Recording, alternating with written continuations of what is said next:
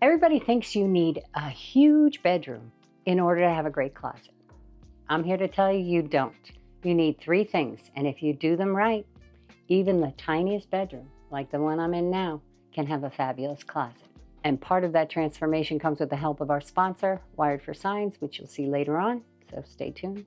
As I reveal what's behind door number one, you will see these transformations and what they can do to a closet.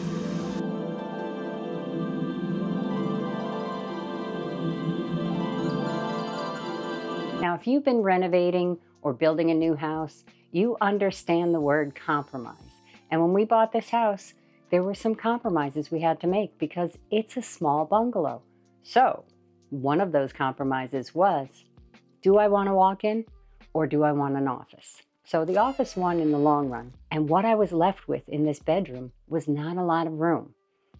Basically, just this wall here, which is about 9.5 feet, in order to make a closet. And that's not really gonna cut it for all of my stuff. So what I did instead was a mini walk-in, and I changed the layout so that I could maximize the amount of space that I get in the closet. The goal with small spaces like this bedroom, which is tiny, it's about 9.5 by 15, kind of like a bowling alley, is to maximize every inch. So what I was left with was a wall 9.5 feet long to make my walk-in, my dreams come true. The traditional wall closet, that's where you have a 2-foot deep closet that runs along a wall, would seem to be the answer in this room.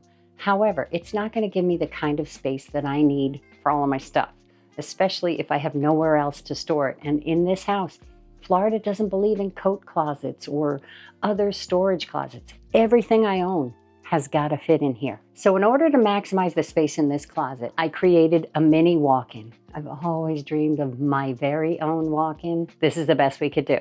And it's not bad. It's holding all of my stuff. So here's why a mini walk-in works. First of all, it gives you the illusion of a walk-in because open the doors, you can walk in. Also, it gives you less doors. So I have a little bit of wall space to actually hang pictures when we get around to unpacking all that stuff. It allows me to have drawers inside that can pull out and fully extend, and I can still get in there. And it just gives me more storage, which is the bottom line. We want to increase the storage. So let's talk about more storage. As an example, my daughter's closets, they are about 11 foot, 8 inches. Let's call it 11.6 in length. We made those 30 inches deep. So the two hanging sides gives them 10 feet of hanging. The middle section with longer hanging items gives them another 3 feet. So they've got over 13 feet of hanging in an 11-foot closet. They also have a bank of drawers, a bank of shelves for another 35, 40 linear feet of storage, plus a top shelf all the way around that gives them another 15 linear feet of storage. That's a tremendous increase. So in comparison, 11 feet 8 inches of hanging and 11 feet 8 inches of linear storage versus 13 feet of hanging space and over 50 linear feet for shoes, for folded clothes, for purses, for sweatshirts, all of that kind of stuff. So definitely an increase. Now in this closet, much smaller, but kids always get more. Giving tree never ends. It's 9.6. Pardon my drama. So this closet is 9.6. By putting the hanging on both sides, I instantly have 12 feet of hanging space in a 9-foot closet. I also have a bank of drawers and a bank of shelves, which gives me another 50 feet or so of linear storage for all of my folded clothes, purses, shoes, handbags. Everything fits in there. So that's pretty good, right? But we can do better. So now you got the layout right. But if you want to take your closet to the next level, the thing you want to think about incorporating are accessories. Accessories can take the closet to the next level. They give everything a home. They make it special. So jewelry drawers with glass tops, velvet lined, hooks that pull out so you can see all of your belts or your bags, ballet rods that extend out so you can hang tomorrow's outfit. I use them a ton in mud rooms when I worked for California Closets. We'd use them for kids' backpacks, so you can just pull them out, hang the backpack, they're ready to go for the next day. When they go, valet rod pushes away. In this closet here, I've got the valet rod, which I absolutely love. So take some clothing out, hang it on here. You can steam it, lay out your outfits for tomorrow, pack for a trip. Very handy. The accessories reduce clutter because they give everything a home. And that's pretty good, but we can do better. The last thing on my list here is something that everybody forgets, and they're sorry when they do, and that's the lighting. When you light up a closet, you make every inch usable. We all know those wall closets with the dark corners that you can't see in. If you can't see it, it's gone.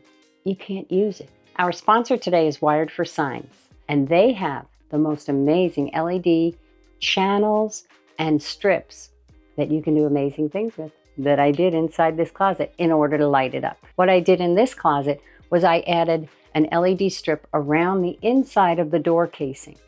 So it sits back here around the door casing to light the closet from floor to ceiling. When you light the closet well, everything becomes useful. Every inch, every corner, every nook and cranny. So there are a lot of ways you can do this.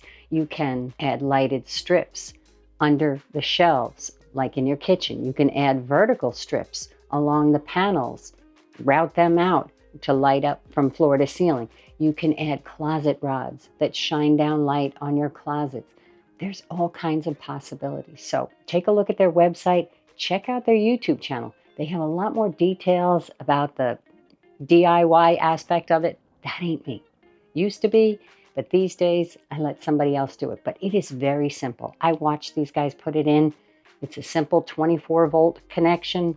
They wired it, done. While I was on the phone with Wired4Sign the other day, they also showed me some of their really cool motion sensors and light sensors. So I could add to this. Instead of having it on a switch, I could add a motion sensor so that when I open these doors, those lights will come on. They also have a light sensor that goes inside drawers or doors. So when you open them up, it comes on. These motion sensors and light sensors are not expensive, and they add a custom touch to your closet. I think I might have to go rewire that. So if you want to add lighting to your closet, I would check out Wired4Signs YouTube channel, subscribe, and then check out their website. They've got all kinds of channels. You can do amazing, interesting stuff with this. I saw one guy who was using the closet rods as a display light in his showroom. So the world's your oyster. Go check it out. And when you see something you like, call their customer service. They are extremely helpful. They will walk you through the process. And I had the stuff in 2 days on my doorstep. So don't forget to check out Wired4Signs. Thanks so much for sponsoring this video. Now, if you are unable or unwilling to call an electrician, I have a solution. I got these from Amazon. They have little stickers, a little magnet, so you can pull it off. It's rechargeable. It also has a motion sensor, so you can put it in your closet. When you go in, the light goes on. I think they were 20 bucks. There are options out there, so don't sleep on lighting your closet up. So to recap, you don't need a big bedroom. You just need a smart layout, great accessories, and good lighting. I'll see you next time. Thanks so much for watching.